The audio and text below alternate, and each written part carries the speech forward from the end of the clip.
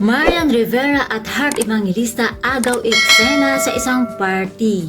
Spotted ngang dumalo sino Marian at Heart sa 84th birthday ni GMA Network Chairman and CEO Attorney Felipe Gozon. Ibinahagi ni Team Yap sa kanyang IG stories ang isang video clip na kung saan makikitang nagyakapan ang dalawang reyna ng GMA na si Heart at Marian.